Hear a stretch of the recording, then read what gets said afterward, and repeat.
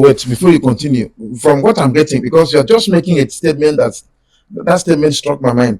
You said that the Bible schools that many churches claim to have is not really a Bible school, it is indoctrination center. Yes, that is why Wow. I claim it, and I can prove this. If you're a junior pastor, you are looking for promotion. So you have the more you bow to the geo and the more you supply and you massage his ego, The earlier the better for you to go up.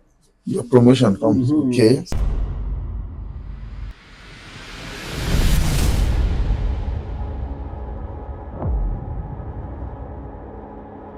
That the offering was given. On the basis of the offering that comes, so we decide the next line of action, whether to call workers to site or not. So we had some money that came in. So we decided to let's use the money to continue the work. So workers were called to the site. So at the end of the work that day, so I met the pastor. I told the pastor we need money to pay these people. And I was told that there is no money. And before you know it, I didn't see the pastor again. So that's the general overseer. No, not the general overseer. Okay. This one is a location. Oh, okay, the pastor of that branch. Yes, that branch. So I said no.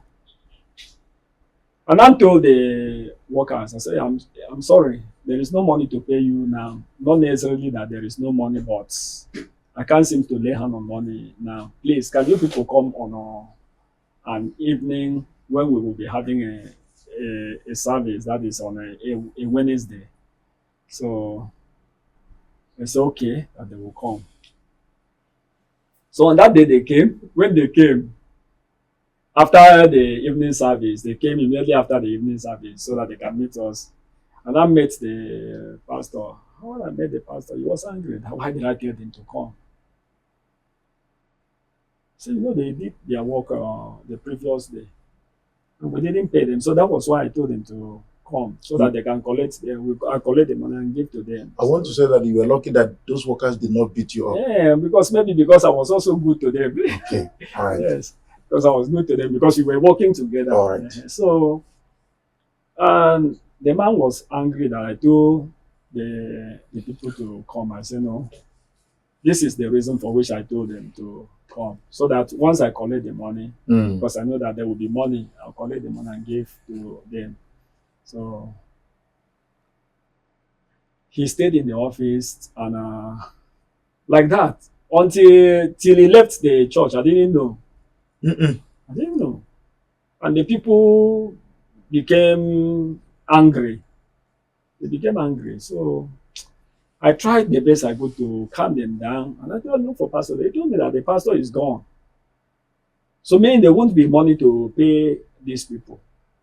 So I pleaded with the people. I said, personally, it's church work. I'm not the owner of the money. He's the pastor that's supposed to give you. And if the pastor is gone. So the best thing for you people to do is to come on Sunday. So that when you come on Sunday, you see him. So I discussed it with the chairman that this is what happened. So together we find out from the treasurer, what about the money we raised for building? Where is the money? So the treasurer now confided in us that, but there is no money. He said, how do you mean there is no money? What about the building offering that people offered? So the treasurer said that the bishop sent the pastor, the location pastor, to collect the money for him. The bishop sent the pastor to collect the money that was supposed to be used for the workers or to pay the workers that money should be sent not necessarily the building offering. Told the pastor that any money that is in that location all should be brought. That he needed money. Maybe they needed money to do work at the headquarters also. I don't know. But that is how it went. So that the bishop said they should bring, that he needed money So the pastor had to come and collect the money. I said, but you people ought to have known that we have a work on hand to do. So, but that is how it went. So on Sunday, the people came. I think the pastor, I don't know how he did it. He found money for them because I didn't put myself in it again, having known that there was no money directly. Mm. How is going to raise money to pay them? That was their cup of tea. Mm. So what happened was that after that,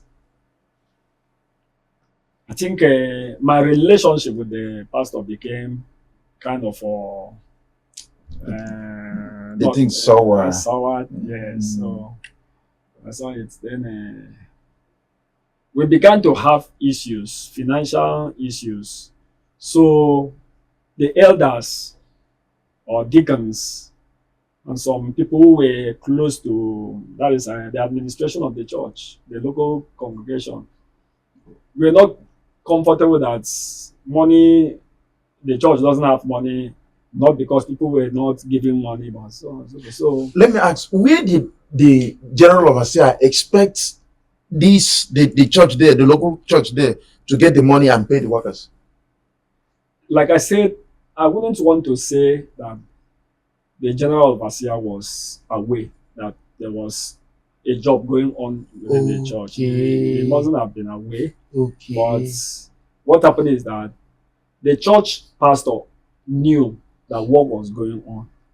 So But the GO perhaps wasn't aware. the GO perhaps wasn't aware. Okay. So it is the business of the pastor to have told him, okay, that we've called for work and we will pay. But maybe, people know why they do things the way they do it, because in the Pentecostal cycle, if you're a junior pastor, you are looking for promotion. So you have the more you bow to the GO and the more you supply and you massage his ego, the earlier the better for you to go up. Your promotion comes. Okay. So it's a possibility, but I'm not insinuating that was what happened. Okay. So it's a possibility. So now, so some other issues about money kept happening. So and between us and the location pastor, some members decided to leave the church on account of that challenge. Yes. They began to leave the church complaining, and some even approached me that I should come. Maybe we go. I told them, I'm not going. Go where? Or go and do what? I came here alone, so when it is time for me to go, I also go. But not. No, was it to go and establish your own, or to go and join? Not necessarily to establish, but they felt they were leaving the church. Okay. And some out of their love for me, they also felt that because they know that I know what is going on there, okay. and okay. that I also didn't like what was going on. Okay. So they just wanted me to also go with them. So I told them, I said, no, they can go. So when our relationship with the pastor becomes kind of frozen like that. So we needed to talk to the senior pastor to raise this issue because we felt he didn't know. So we needed to bring up this issue to the general overseer. Okay. So we now arranged a meeting with him, and he gave us audience on a Sunday after service. So we had to go to the headquarters. When we got to the headquarters, we wanted to talk, and I told them, I said, to me, it wouldn't be proper that we speak about our pastor behind him, because the issue we want to discuss is something that himself should even be around. And it was, the bishop said, that's good, because the pastor was not even living very far. He was just living across the road from the headquarters. Okay. So he was invited, and he came. So when he came, we sat in the meeting, and we tabled the things that had to do with administration of the church and finances and so on and so forth. So, on a very personal note, I expected the pastor or the bishop to talk like a father, or to talk like somebody that had a deeper and better understanding of our issues. So, but rather, what his attitude was such as to intimidate us. Yes, it was intimidating. Talk that we didn't come to church to come and worship God. That is like we came to church because of money. It's that we came to church because of money. That's in church, when you give your offering, you've given your offering to God. That's you remove your eyes from the offering. So whatsoever the pastor do with the money is None of your is none business. of our business, and that the pastor will give accounts To who? to God. Okay.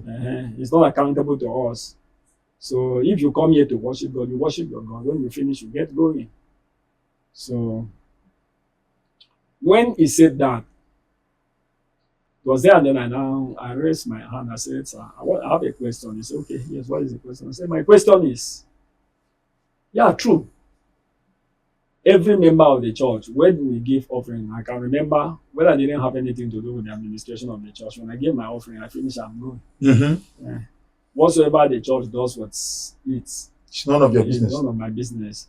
But having been brought into the administration of the church, is it also wrong for us who have collected a decent building offering and the committee that is handling the building work? Is it also wrong for the committee to know about the money that was raised for building? I didn't know that I was being too forward. And he became angry. The bishop became angry and he said to me, asked me, the first question he asked me, he said, when did you come to this church? That time you were still a secretary. Yes, for the building committee. Not assistant pastor yet. No, I wasn't. Okay. So when did you come to this church? I said to then asked that if I answered him when I came to the church. He looked at me and said that if not that he sees me as a young man who has prospects, he will have thrown me out of the church.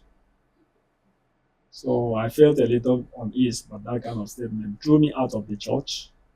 Just because you asked a question. Yes. Okay. That shouldn't the people, members of the committee, building committee, also know about the money that was collected specifically for building, the offerings that were made specifically for building? Shouldn't they also know about it? So he felt, asked me, say, when did you come to this church? And if not that, I'm a young man, he would have thrown me out of the church. So as if that was not enough, he said, that do you know why we have many doors in the church? So I was in for a lecture. Let me know why we have many doors in the church, because I felt the reason why we have many doors in the church is so that if people are coming from the east, they will enter from the east. The people coming from the west can enter. The people coming from the north can enter. Anywhere you come, you can enter it. So nobody will have to go and be waiting for somebody before they can enter. And that is my understanding. But that day, he gave me another understanding of what it means, why churches have many doors. It's okay. What did he say is the reason why church has many doors? He said the reason why church has many doors is so that if you enter from this door and you're not comfortable with what the administration and everything that is going on there, you can go through the other door. And I felt it was the lowest because even though I'm in the Pentecostal, I told you how I came to faith. I was already a member of the church, so I had some basic understanding. I've been to World Bible School, so I have some basic understanding of what the church is. So why should church that Jesus Christ died for have many doors? Bought with his blood. Should have many doors. People can just come in and go out. So I felt somehow. No. Okay. But well, I wasn't to argue with him because at least that is his own. The church is his own church. So now, wait. Sorry, are you insinuating that church was his own church, not the church that Jesus Christ died for? I'm not only insinuating. That is what I'm saying. Okay, that's what you're saying. Yeah, that's what I'm saying. Because people build. The scripture is very clear. Yeah. That there is this thing that the mistake that we usually make. We said especially we in the Church of Christ, we say that the other churches are denomination. They are not church, they are denomination. I argued against it. I said, no, they are churches. All those places that you see, by whatsoever name they call it, as long as they are using the name of Jesus Christ and you are using Bible, don't call them denomination, call them church. But let me make a very passionate distinction here. That Jesus Christ says, I will build my church. When he said, you will build my church, that statement connotes the fact that people will also have their own churches. So when he says mine, so it says, so people will have. So every single person that wants to have anything to do with church and who is interested in Jesus Christ should seek for that Jesus Christ church. Knowing very well that people will also build their own. So wow. So that is deep. What you are saying now is deep. We'll get back to that anyway. It's okay. All right. So it's okay. Well, that is his own understanding. Maybe that is his own thinking, but it didn't sit well with me. He dismissed the meeting, and so we left. But when we got back to our location in Duse, some people left. They were not comfortable with that kind of thought. They pulled their shit and they left. But I didn't leave. I continued to stay there, and was on staying there after some times. I think maybe the bishop expected me to leave like others, but when he discovered that I didn't leave, maybe he felt I'm just this one I'm insinuating or I'm assuming that maybe he felt I'm a conformist, that I've conformed. So I will not dare to the pattern. I won't dare to question again because he kept looking, but I wasn't going. I was still there, and I was still fully involved in the things that I was supposed to do. But maybe the building work, I wasn't the secretary again. So because the committee was disbanded, but I was still involved in the church. I was a chorister. I did ushering work. I did the things that anybody that purport to have a relationship with Jesus Christ is supposed to do with the church. So at what point did you become an assistant pastor, even with all this brouhaha that you have? So like I said, I felt maybe because I didn't leave when others were leaving, and I was still loyal in terms of doing the things I was supposed to do, even though I didn't see things. Well, maybe the senior pastor had felt that I have conformed, or maybe I understand, I've taken the message. In that case, I'll be somebody that is good for the work. So at that material point, maybe when the opportunity came, I went to their Bible school. That is, I went to their Bible school, and this Bible school is usually like something we call crash program, because I don't see that as being a Bible school. You know, most of the Bible schools that are organized by these Pentecostal churches are not necessarily Bible school, but it is an indoctrination center. Because you go there to be told that this is what we will be doing, and this is how we are running things here.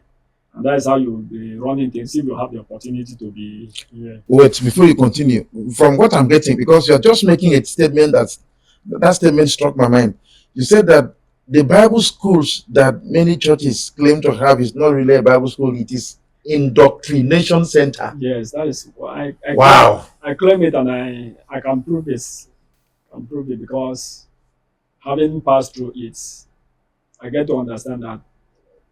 How many months or how many years did you spend? I think it was 3 months. Oh. You know what it means to prepare to train a pastor in 3 months. Okay. That is a scratch program now. Okay. It's a scratch program. And when you look at the curriculum, and you look at the syllabi, you just discover that some things are not sitting well. So everything there is just something that is, okay, this is what we will be saying, and this is how you will be saying it. Not necessarily that you sit down and we open the scripture and we ask questions and we dig deeper, and our mind becomes broadened and enlightened. Such things don't happen there. It doesn't. Okay. Somebody comes there to dish out, just like a feeding bottle. Somebody just feed you what he wants you to eat.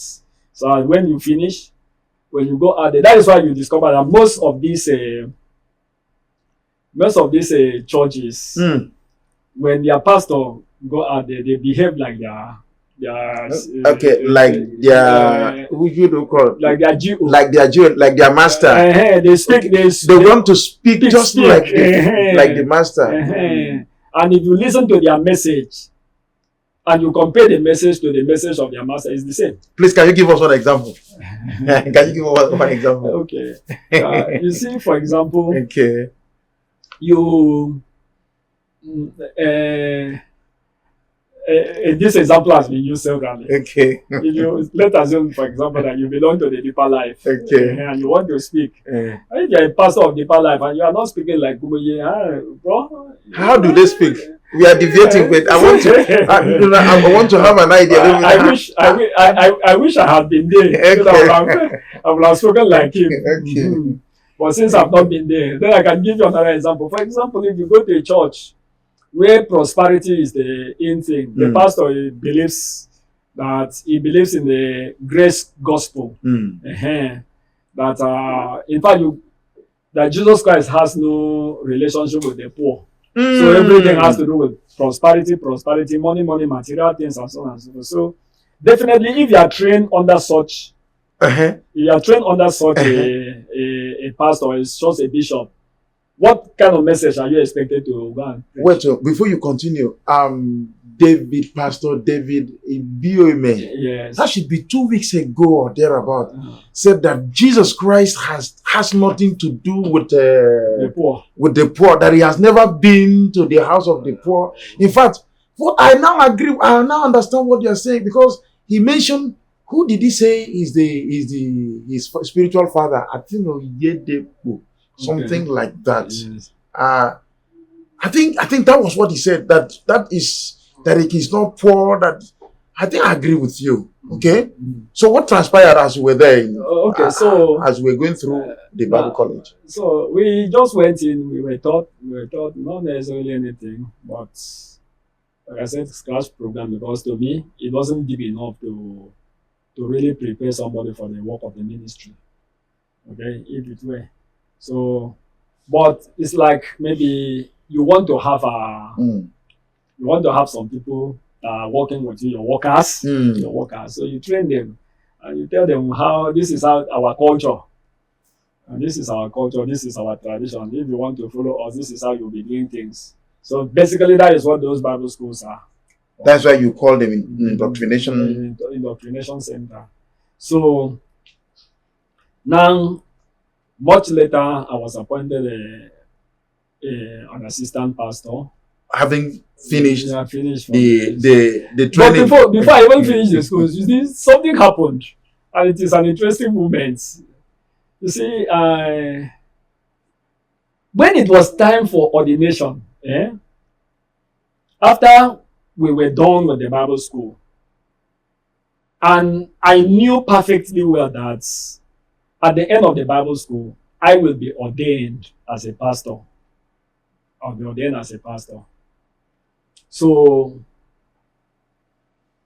at the end of the Bible school, so we had a meeting with the council of governing that Bible school. In the meeting, I was called in for interview, and I went in. And when I got there, I was told, he said, do you know that you are going to be ordained as a deacon? I said, no, I'm not aware. And he said, okay, that is just letting me know that I'm going to be ordained as a deacon. And I said, no, but my understanding is that I was being trained to be ordained as a pastor, not as a deacon. So what happened? So no, that is the decision of the senior pastor. And that is the decision that has been taken. I will be ordained as a deacon. So I didn't have to argue. Was it only you, or it was applicable to every other student? It wasn't applicable to all, because some will be ordained as pastors, and me, I'll be ordained as a deacon. So I said, okay, no, I'm not aware.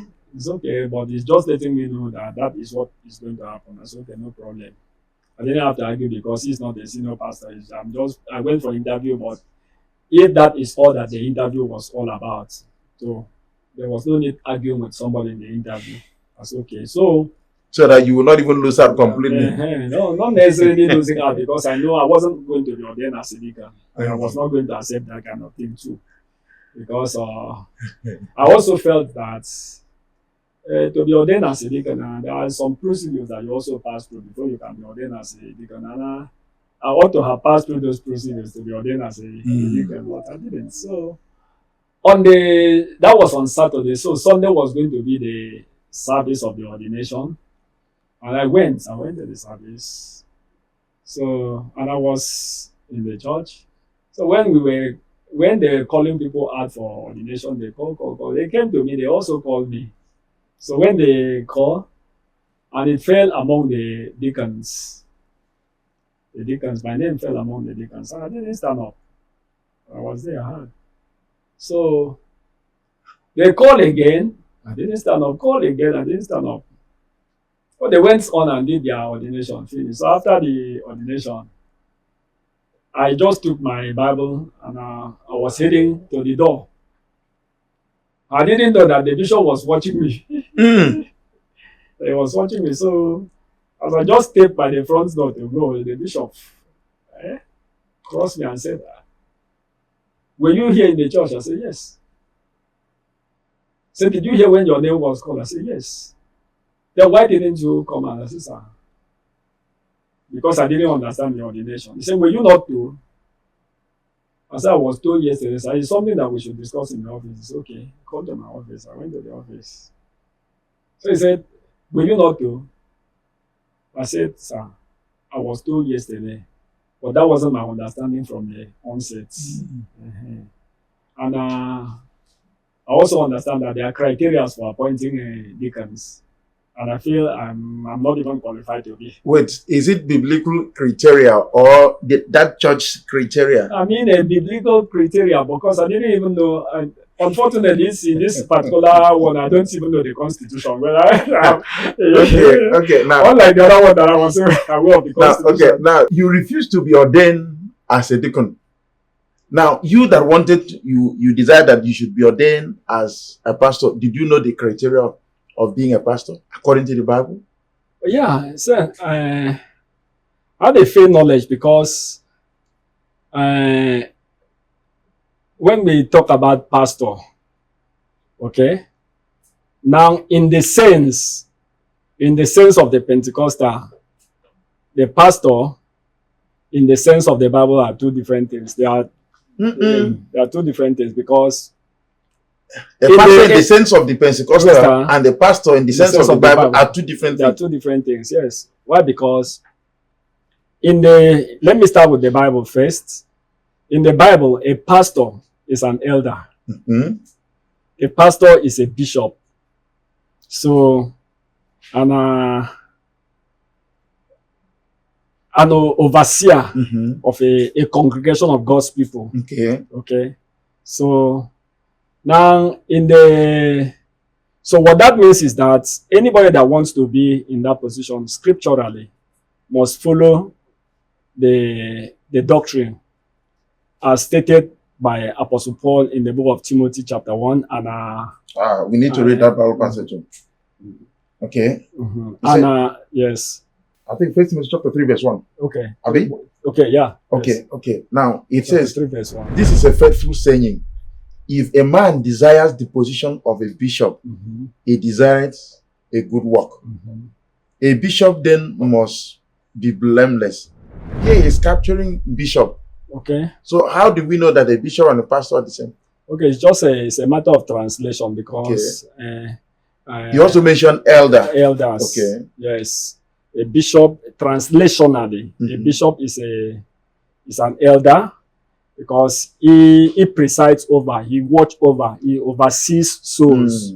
Now, and the elders does the same thing, and the pastors does the same thing. So all of them are shepherds over the sheep. So yeah, I think a pastor and a shepherd mean one and the same thing. Yes. So pastor, he pastures, and the person that pastures is a shepherd. Okay. So the elders watch over. So what does the pastor do? He also watch over to provide, to guide. So, and that is the work of the bishop. So the three of them are the same thing. The same thing. The same thing. Okay, so but So the other one is just just a nomenclature. Okay. So one can choose to be called elder, can choose to be a bishop. Some use pastors. It means the same thing. Okay, now you have shown us what the Bible says concerning a pastor, a bishop, or an elder. Then you did say that it is different with what they did not with the Pentecostal. Yes, what the Pentecostal churches or what we call the other churches. Okay. What they do, because over there, a pastor is somebody that, for example, the general overseer or the bishop, in quotes, in the Pentecostal or the other denominations, is somebody that they call and I give him a location of a church. Maybe they train him and give him a location to go and pastor the church. Whether he meets these qualifications or not, it's none of their business. The only qualification he must have is that he was called by the pastor or the bishop, and maybe he trained him, can be through a scratch program, and send him out and give him a location to go and pastor. So it's a branch pastor. So that was the idea. So I believe. Yes. We'll talk more on that. Now, sorry, you said when you were about going out of the auditorium, the general overseer stopped you and you questioned you, and he then told you that you should be discussed in the office. Yes, I went to the office and we discussed about it. And when we discussed, I told him that was why I couldn't submit myself to, because my understanding was that when I finished the Bible school, that I will be ordained as a pastor. That is what we were told. Not only me. That's what we were told. And that was why we came to the Bible school. So, but why is it that what made others qualified to be ordained as pastors and me? And only you. Only me. To be ordained as a deacon. So, that was why I couldn't submit myself to it. That if I had seen him before the ordination, maybe I would have asked him, because on Saturday when I came for the interview, I was told. And I told them that is not what I knew. So, he now said, he set up a doctrine that was very interesting. He said that in this church, that you will be ordained as a deacon, and later on, you can now be ordained as a pastor. It was there, and then I told her, I said, but if that is the order, then it should have also been made very explicit. In that case, every one of us that came into the Bible school, just like the previous sets, all of them should have also passed through the same path, became ordained as deacons. And later be ordained as pastors. Every one of them were ordained as they finished the Bible school, they were ordained as a pastor. So he now asked me, say, before Stephen became an evangelist, do you know that he was a deacon? I said, yes, I'm aware. I'm aware. He said, so what is wrong with you being ordained as a deacon, and later on you are ordained as a pastor? I told him, I said, nothing is wrong with it. But the only thing that is wrong is that this was not communicated to me. That I felt I was being victimized. I was being victimized, but I don't know why. So that is how our discussion ended. So I should go. I just left. I went back to say. And maybe he also observed again. He thought maybe I would leave the church, but I didn't. Still, you did not leave the Why church. Not? I didn't leave. I continued. So, and I stayed, and that is how later on they appointed me as an assistant pastor. Oh, you were appointed as an assistant pastor. Yes. Not ordained. Not ordained. Yes. So let's catch the not ordained. I was appointed as an assistant pastor, and I was posted to Guarimpa,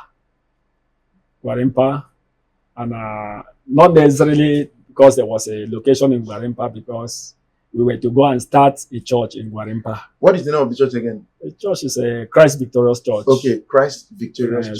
So two of us, the pastor and myself, we were to start the church. So we went and started the church in Guarimpa. And the church was growing in Guarimpa. So until there was a demolition. And from that demolition, we built another location. From that location, I think we were even running away from demolition from the one we were to build another location.